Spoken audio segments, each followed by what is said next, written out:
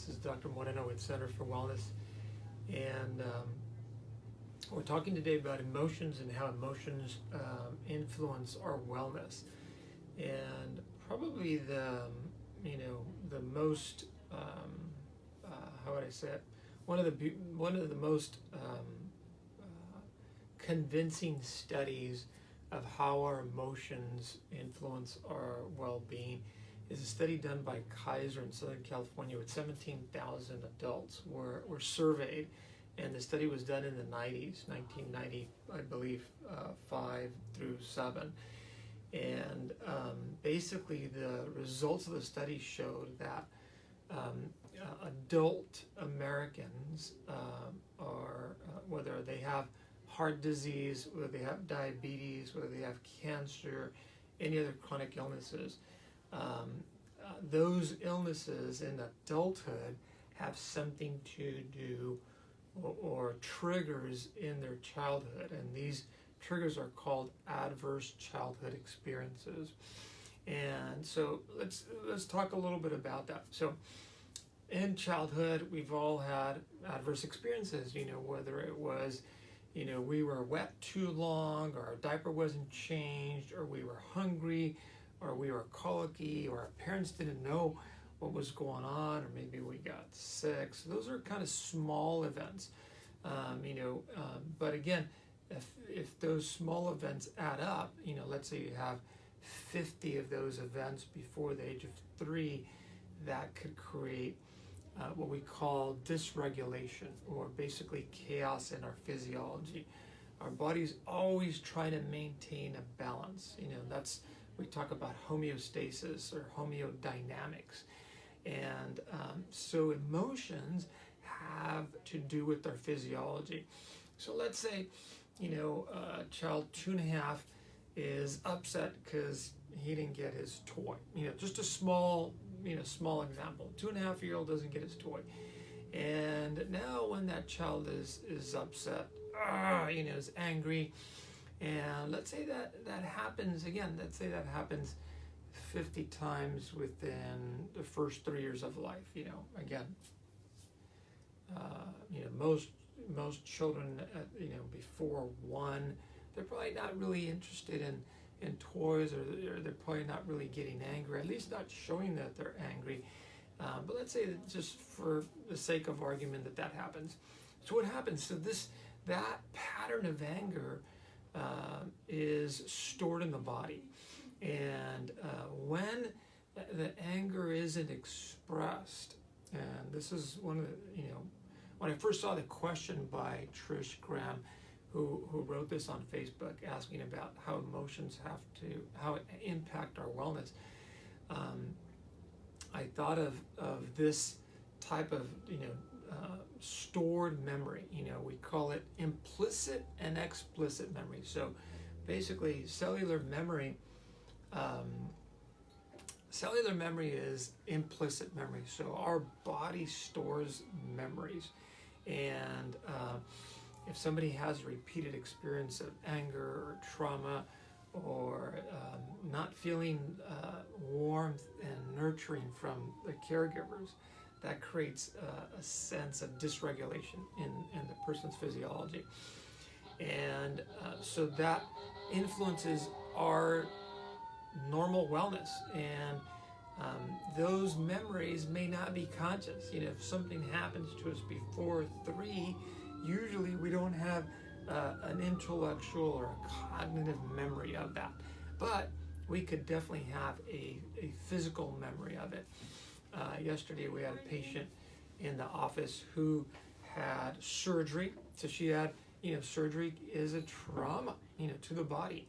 There's anesthesia, there's usually a scar associated with the surgery, and so she doesn't have a conscious memory of what happened because she was under anesthetic, but she has what's called an implicit memory of what happened in her cells. So her cells have a memory of that. And when the body, when she went through the surgery, you think about what's the body experiencing. Well, it's a traumatic thing, during that surgical event. And so now this has been 4 years after the surgery.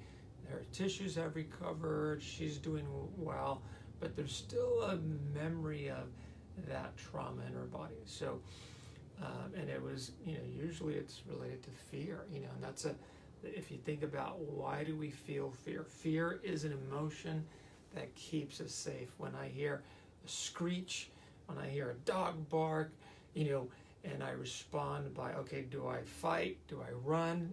Fight, flight. We've all heard about that in our biology classes. That's a sympathetic response. It increases our blood pressure, increases our heart rate, increases blood flow to our muscles so that we have energy to run or fight.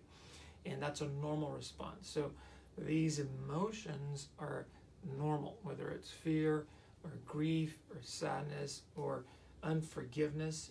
Why would we have unforgiveness? Because if I've been hurt by somebody, I want to protect myself from that person, in terms of getting hurt again. So those are normal human emotions. We all have them. Sometimes it's, you probably know people that, they're just more joyful, and some people are more angry. They show more anger. When they're angry, they're angry. Or when you walk into a friend's house, you could feel their happiness for your presence there, for your visit. So human emotions are normal. The whole spectrum of them are normal, and again, they do have an impact on our normal physiology. There's tons of studies, scientific studies showing this. The beautiful thing is there's tools that will help release the ill effects of emotions on our body.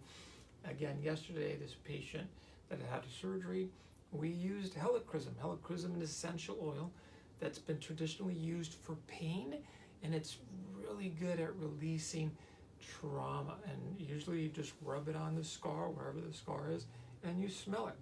And it has a beneficial effect on the nervous system.